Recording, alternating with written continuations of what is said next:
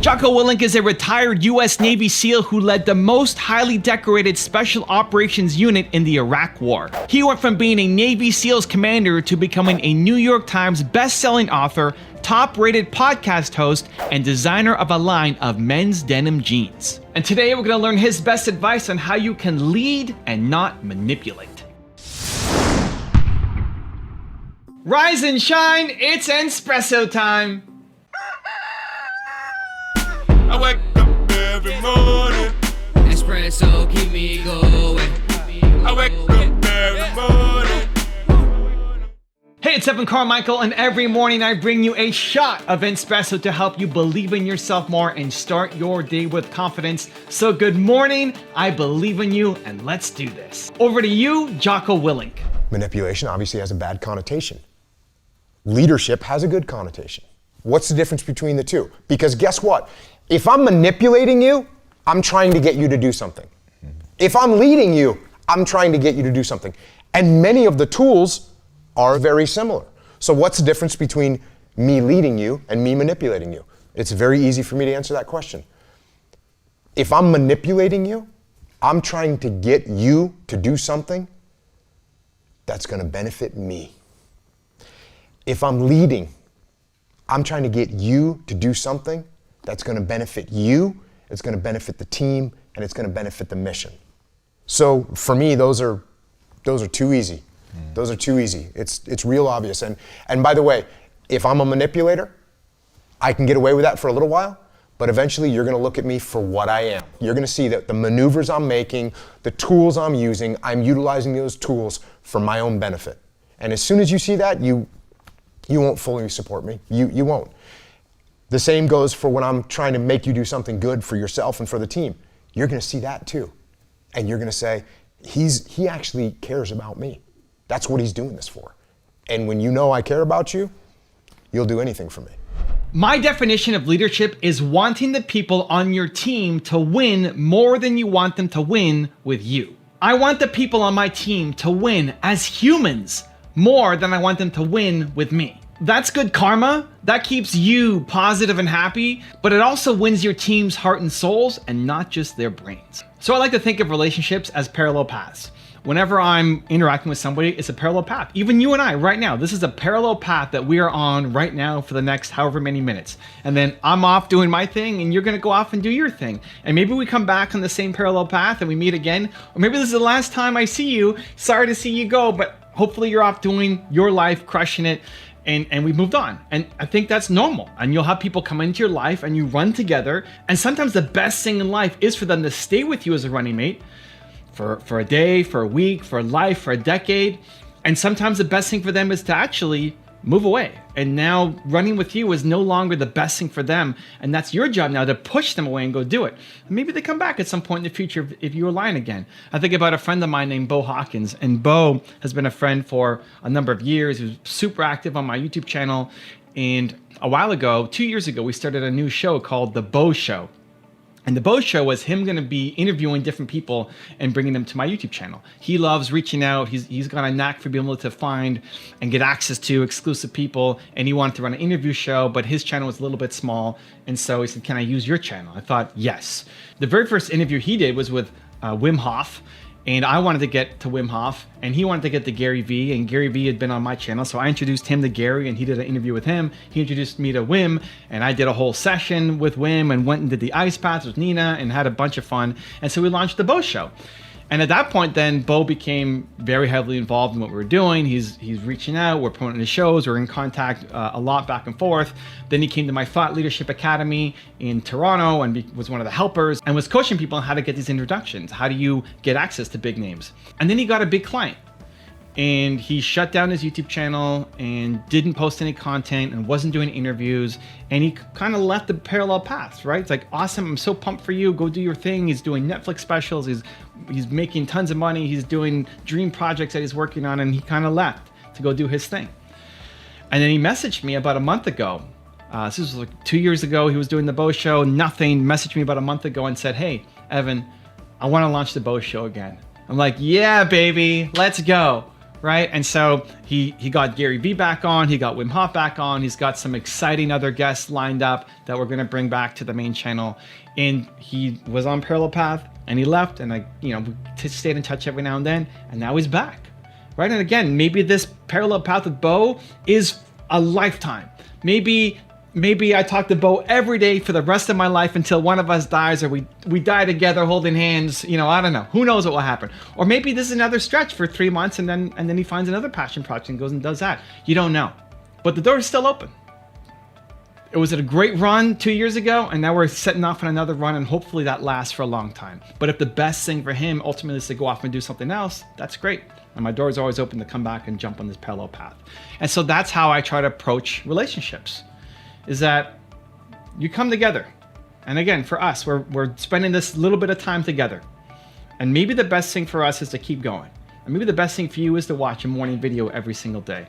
If that's your path, I'm honored. I'm grateful. It's great to be here together. I hope I can inspire you with the shot of espresso every morning. It's amazing.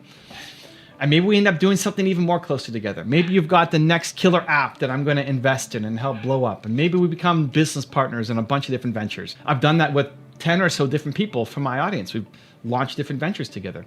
And my goal always is to have the person that I'm running with grow as a human, to get better. I want people to feel like they have gotten better as a result of spending time with me. It's important to me. I want you to learn, even in this video, I want you to learn more and grow more than I want your view or your subscription on my channel.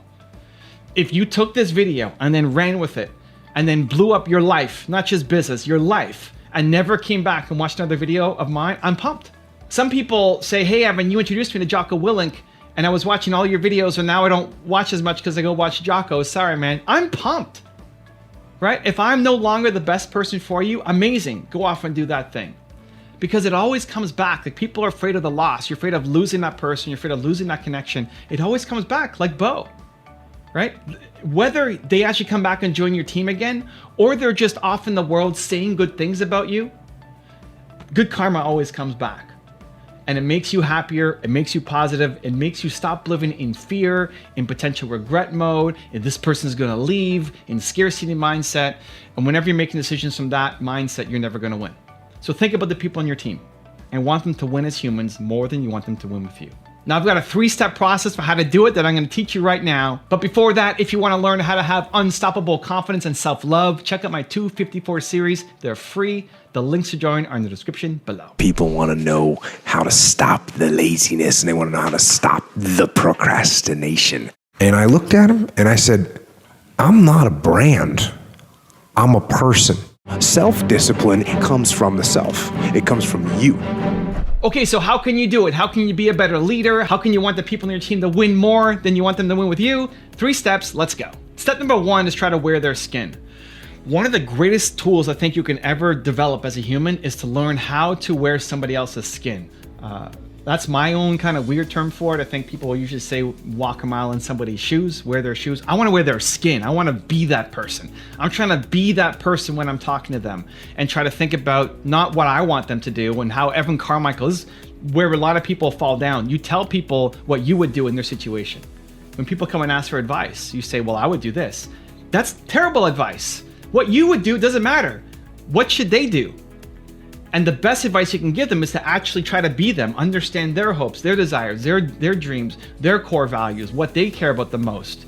Not from you being the entrepreneur, but from them being in the position that they're in right now. What's the best thing for them? And so try to put yourself into the practice of wearing their skin, of trying to be them. Right? If they're in front of you, or you can see them on a Zoom call, try to sit like them. Try to cross your arms like them. Try to have their posture, right? Somebody who's like this is thinking differently than somebody who's like this. Try to put yourself in their headspace, wear their skin to get as close to understanding what they're thinking and what they're going through to give them the best advice for what they should do next. Wear their skin. Number 2 is have regular non-operational check-ins. What I try to do is everybody on my team I'm meeting with at least once a quarter. And I'm trying to check in with them to see how they're doing, not just of what needs to get done. And I think this is a trap that sometimes I fall into, and I think a lot of entrepreneurs easily fall into. When you're connecting with somebody on your team, it's about, did you get this done? And brainstorming new ideas, and it's just work, business, as opposed to just asking about the person. How you doing? Do you like what you're doing? How's life? Do you want to be doing more? Do you want to be doing less? How can I be a part of what you're trying to accomplish in your role or just in life? For my team who are around the world, before I hop on a call with them, I'll always go to Google News and see what's happening in their country. Maybe there was some earthquake, maybe there was some election, maybe there was some big storm or some news that they might not share up front in a call because they're living it, but they may not think it's relevant. But the fact that I know that that's happening in their country is interesting, or even in their state or their city. I do this for clients too. When I'm talking to somebody, I was talking to somebody yesterday who's got a YouTube channel based out of Vegas, and I look up what's happening in Las Vegas so that I'm just headline news, what's happening in Las Vegas right now, which is a good practice to get into to understand the mindset of what that person's going through right now. So I look at somebody like Ray, who's on my team, who's in charge of all my thumbnails, and we're doing split testing and thumbnails across all my channels, and we're doing another 3,000 thumbnail experiments this year. It's crazy. And so we talk once a month to plan out our thumbnails, and we talk every day through Messenger or Hangouts. But once a month will be a big strategy session, and then once a quarter, I'm still sitting down with him to talk about just how is he doing? How's his life? How's his relationship? What is he liking about working with me? What does he want to tweak or change or fix or improve? What ideas does he have to want to make things better? Just a regular non-operational check-in can go a long way to actually learning how to wear somebody's skin and get inside their head.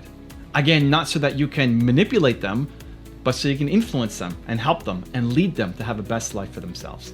And then step number 3 is look to help them progress. So you're wearing their skin, you've learned about their city, you're doing regular, non-operational check-ins, and you've learned about them and what they care about. Now, how can you help?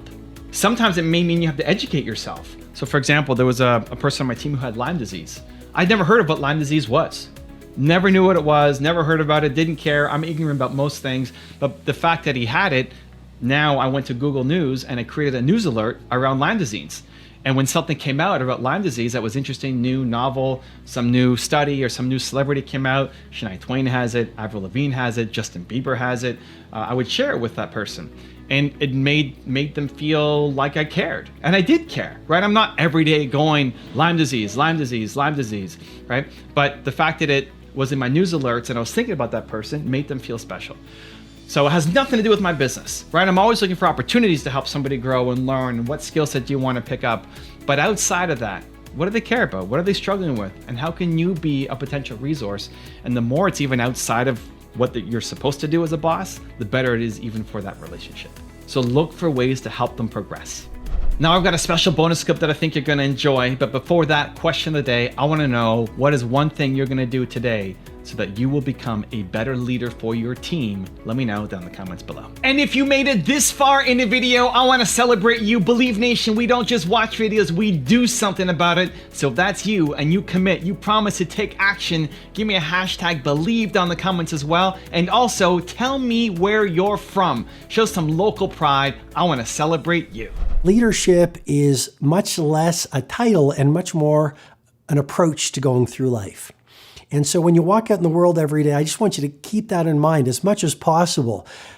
You can behave like a leader, which is assuming personal responsibility for your results, or you can be like a victim, which is something bad happens or something doesn't quite work out and you give away your power and you blame and you complain and you become toxic. And right now the world has far too many victims, people who are, rather than looking in the mirror saying, I have the power to change and I might not like where I'm at in my work right now or in my life or in my health or in my love or in my spirituality, but I have the power to change. Well, victims say, I might not be where I'm at in the world, but it's because of the world.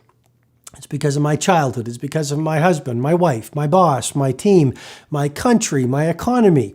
And so my loving encouragement to you is ask yourself right now, am I behaving like a victim? Maybe it's in your health life. Maybe it's with your finances, and a victim would be saying, I can't do this. That's what victims do. I can't do this. Or victims, they point fingers. Well, it's the economy where I live right now. Or it's the industry. It's going through a lot of commoditization and a lot of disruption. And if I was in a different industry, I'd be successful. Ultimately, we all know this. We create a reality. And even in the most difficult and most competitive of industries, there are people who are playing at world class, who are doing really well.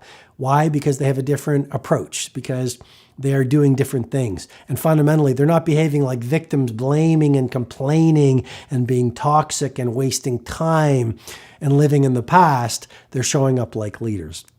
So be a leader in all that you do today. If you want to know the superpower that Jocko Willink discovered in war, check out the video right there next to me. I think you'll enjoy it. Continue to believe, and I'll see you there.